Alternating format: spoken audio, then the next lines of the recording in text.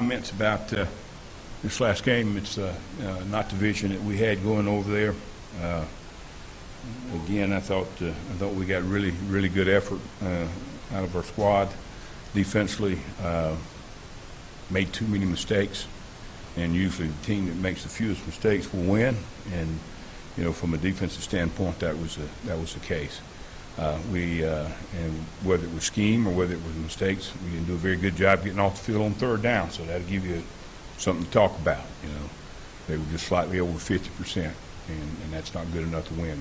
We got to be at 70%. We only got 2 takeaways. That's not good enough. I can't remember whether we had 2 or 3 and outs, and that's not good enough. We got to be a better defense.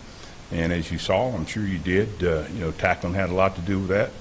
I'm not disappointed in our players and their effort. Like I said, they gave us very good effort, but fundamentally, from the standpoint of tackling, we got to be better, and it's going to get better. I guarantee you that. With that said, I'll start taking questions. Was fatigue a big factor in the second half, missed tackles? Do you feel? No, I don't think so. Because the tackles that we missed most of them were over pursuit. And we got to be able to leverage the ball and not let it cut back on us. And I don't think it had anything to do with it. And we get off the field a couple times, and the time of possession will be in our favor. We allowed them to extend drives. We get an interference call on a big third down where we're off the field. But those kind of things happen, and we missed tackles on the sideline where if we just use the sideline and press the ball to the sideline, then we're going to be off the field again. So it's fundamentals that we can improve, and it's what we got to do. And again, I go back to what I said in preseason. It gets down to coaching. It gets down to coaching, and we got to do a great job of coaching. We got good enough players to win with. Do we need more depth? Oh, absolutely. That's why we got to go recruit. But it gets down to fundamentals, and we got to do a better job of coaching fundamentals this week. What do you think of the play of your ends, specifically the younger guys? They got to the edge a little bit on you.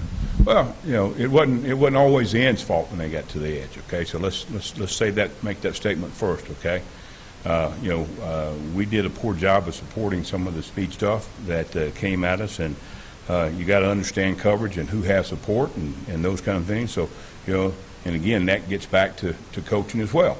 But we played 4 true freshmen, and we're not going to make any excuses for that. Hey, next man up, they got to go, they got to play, and I thought they did a good job.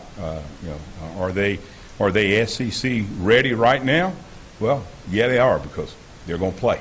So, and we got to continue to get them better. Steve Caldwell will do a great job of coaching them up, and they'll get better this week. And obviously, during the course of the game, they got better. So, again, it's not, if they get outside, it's not always the end's fault. Did you guys get any explanation on that pass interference call against Sharkees? I mean, did the refs explain that or anything? The pass interference against Sharkees on the.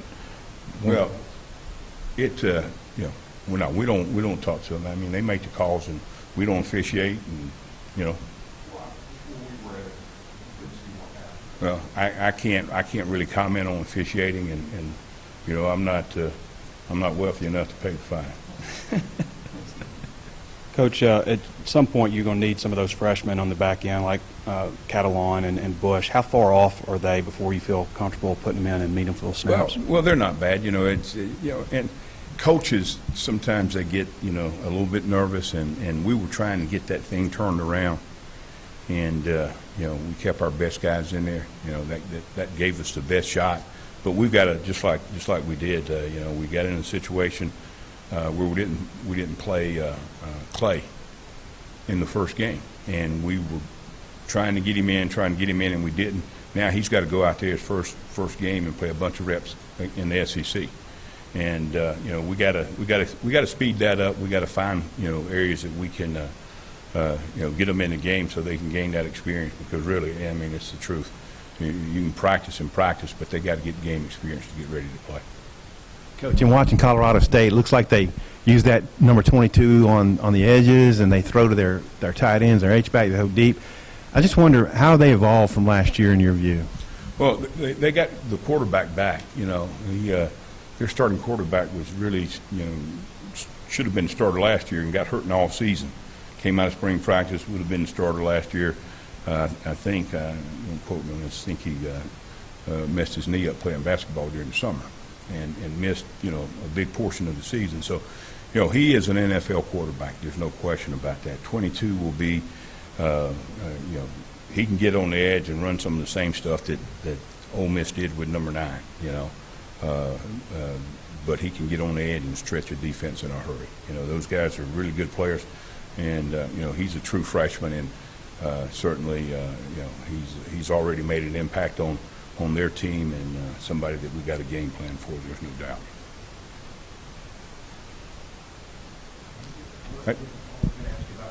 The downfield stuff too. I mean, they got tall guys. How difficult might they be to defend?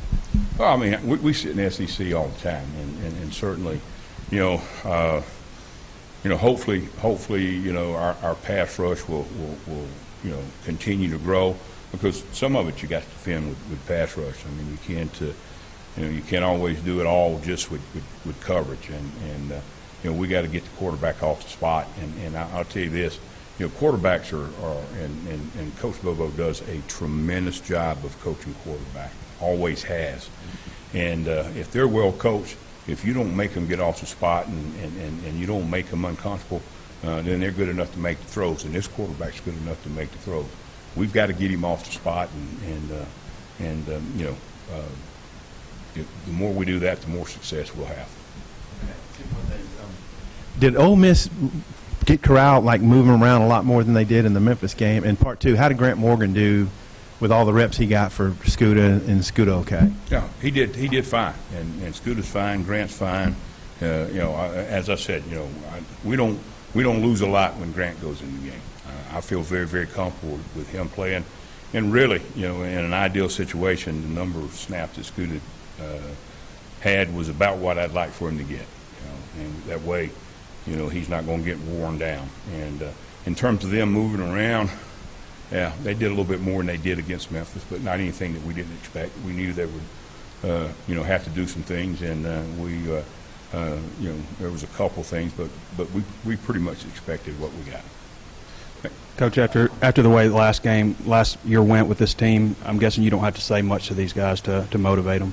Well, you know, listen, you know, you come back and you know, from a game where you hadn't played as well as you should have, and we got a good group of young men, and certainly we're going to push them to be motivated. But I'm going to tell you, I think they will be motivated and should be, as well as the coaches, and that's the way we're going to coach, and that's what we're going to expect. Well, you know, obviously it's a big part of what we do, work, and the emphasis paid off. You know, he's able to get the ball out and able to pull it out, and it bounced right back to him. And, you know, anytime you get an opportunity to score on defense, it's a big play.